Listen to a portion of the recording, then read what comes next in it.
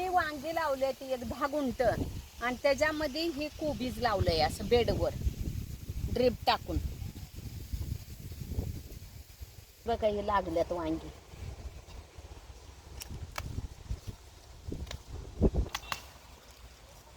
शेतातलीच वांगी आहे ती ताजी ताजी, त्यामुळे आज जरा खरं वांग करणार.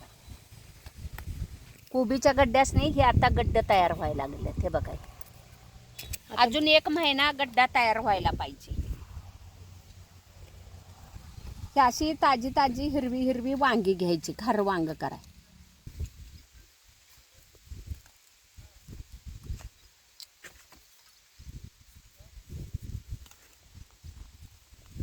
आता पावसाळा चालू होणार आहे, त्यामुळे हे रान तयार केलंय पालेभाज्या लावायला.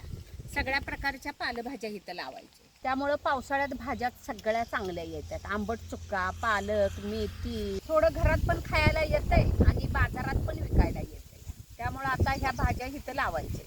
अशी रानातली वांगी तोडून आणल्या केली की चवीला चांगली लागतात. बघा ही ताजी वांगी, अशी हिरवी वांगी लांब देठाची घ्यायची, म्हणजे चवीला चांगली लागते. आणि ताजी ताजीच आणायची. खारं वांग मिळून याला सगळ्यात महत्त्वाचं असतं खोबरं आणि शेंगदाणं. थोडंसं शेंगदाणं तव्यात भाजून घ्यायचं.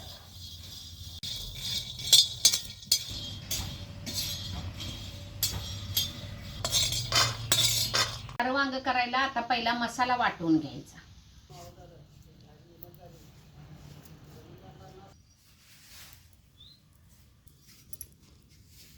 खारं वांग करायला 1 वाटी वाळलं खोबरं, 10-12 लसणाच्या पाकळ्या, थोडं शेंगदाणं भाजल्यात, 1-1.5 चमचा जिरा, थोड्या हिरव्या मिरच्या आणि कोथिंबीर. लाल तिखट वापरायचं नाही, हिरव्या मिरच्या घालायच्या. तुम्हाला जर जास्त तिखट पाहिजे असलं तर जास्त मिरच्या तुमच्या प्रमाणे घाला. आणि झणझणीतच खारं वांग असतंय.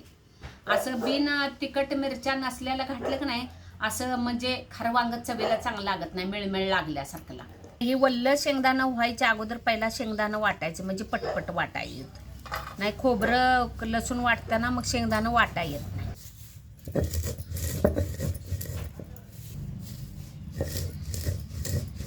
वांग्याचं भरपूर प्रकार असतात.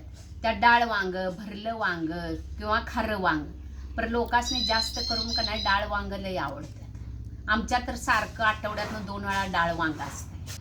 आमच्या शेतात तर 12 महिने वांगे असतात. त्यामुळे भाजीला काही नसलं की चला डाळ वांग करा किंवा भरलं वांग करा. आठवड्यातनं 1-2-3 वेळा चालूच असते. असं कुठं जरा भरडं ठेवायचं, लई एकदम बारीक पिठासारखं करायचं नाही. मग कसं होतंय, वांग्याचा काला होतोय. आता शेंगदाणं वाटल्यात, त्याच पाट्यावर जरा खोबरं, लसूण, कोथिंबीर, मिरच्या वाटून.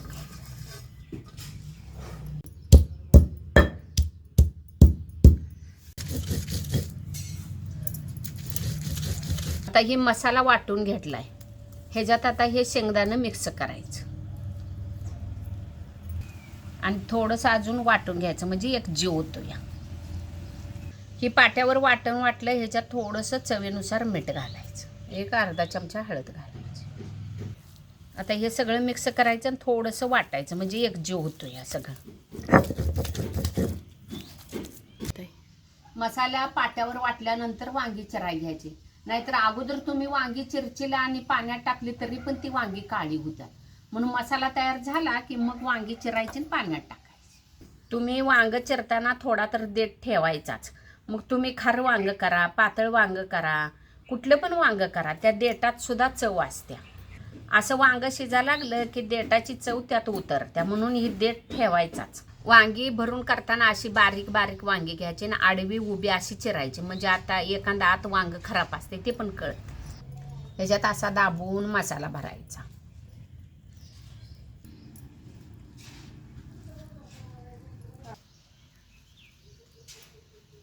अशी सगळी वांगी भरून घ्यायची. राहिलेला मसाला वरण थोडा ठेवायचा घालायला. 1.5 पळी तेल टाकले फोडणीसाठी. मसाला भरल्या वांग्यात लगेच करायला घ्यायचं.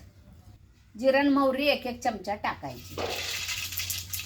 1 चमचा मोहरी टाकले, 1 चमचा जिरं टाकायचं.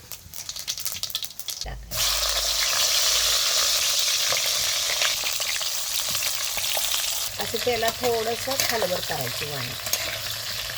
तेलात थोडीशी वांगी खालवर करायची आणि हे मसाला टाकायचा राहिलेला. राहिलेला मसाला तेलात चांगला असा भाजून घ्यायचा. ते असं काळपट डाग पडल्यात का नाही वांग्याला, ही तेलाचा चरका असतो या. पाणी कोमटच घ्यायचं, थंड घ्यायचं नाही. तुम्हाला पातळ घट त्याप्रमाणे तुम्ही पाणी घाला. असं घट्टच जरा ठेवायचं रबरबीत. आता ही वांग शिजा लागलंय, 1-5 मिनिटात शिजते.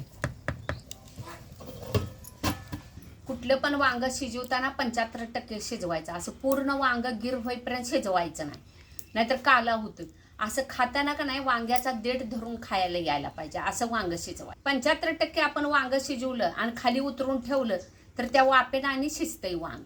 म्हणून थोडं वांग कच्चं ठेवायचं. वांग व्यवस्थित शिजलंय हे बघा. जास्त घट्ट नाही, जास्त पातळ नाही, मला असं रबरबीत पाहिजे होतं. आणि मी पण आता हे का नाही तुम्हाला दाबून दाखवतो. हे काही 75% वांग शिजलंय. खऱ्या वांग्याबरोबर तोंडी लावायला थोड्याशा ताकातल्या मिरच्या करून घ्यायच्या. मिरच्याचं असं देठ काढायचं नाही, मिरच्याचं देठ ठेवायचं. आणि एक लांबडी मिरची असली की असं 2 करायचं आणि मधनं असं जरा चिरायचं या वाय, म्हणजे ताक मीठ व्यवस्थित त्यात जाते. जेवणाबरोबर तोंडी लावायला असं काय तर चटपटीत असलं की जेवण जरा जास्त जातं. मग मिरची खारातली असून दे, सांडगी मिरची असून दे, ताकातली असून दे, त्यांना जरा तोंडाला चव पण येते आणि जेवण पण जास्त जातं. मिरचीचा कुठला पण प्रकार असून दे खाऊ वाटतो या. खरडा बघा, बघितल्या बघितल्या आपल्या तोंडाला पाणी सुटतंय. 4 चमचे तेल टाकले, 1 चमचा मोहरी टाकायची, जरा जिरं, लसूण थोडा मिरचीला जास्त घालायचं. तेलात लाल होईपर्यंत जरा लसूण भाजायचा. त्या मिरच्या अगोदर मी धुवून मग चिरल्या त्या.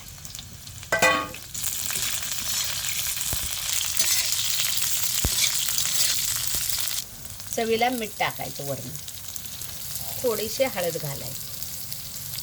तेलात चांगल्या हलवायच्या मिरच्या मऊ त्याच्या. तेलात मिरच्या मऊ झाल्यावरच ताक ओतायचं. त्याच्या अगोदर टाकल्या मिरच्या तेलात ताक ओतायचं. मिरच्या मऊ झाल्या थोडंसं ताक ओतायचं. व्यवस्थित हलवायचं आणि झाकून ठेवायचं, म्हणजे हे वापरत्यात. लय ताक ओतायचं नाही, थोडा ह्याला आंबटपणा यायला ओतायचं.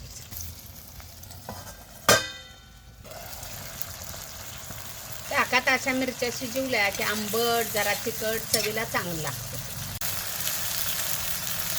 मिरच्या ताक ओतलंय का नाही, हे ताक पूर्ण आटून द्यायचं. मग मिरच्या खाली काढायचं, म्हणजे ताक ह्या मिरच्यात पूर्ण मुरतं या आणि चवीला चांगलं लागतं. आता मिरच्या काढायच्या, व्यवस्थित मुरल्या त्यात.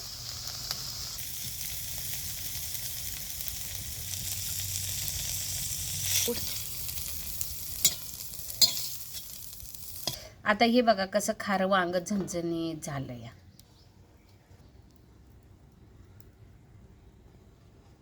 असं खारं वांग, ताकातली मिरची, गरम गरम भाकरी बरोबर खाल्ला का नाही तुम्हाला दुसरी भाजी सुद्धा आठवणार नाही खाय. एवढं वांग भाकरी चवीला चांगला. आणि ताकातली मिरची आंबट तिखट असं 4-5 दिवस मिरची खराब होत नाही.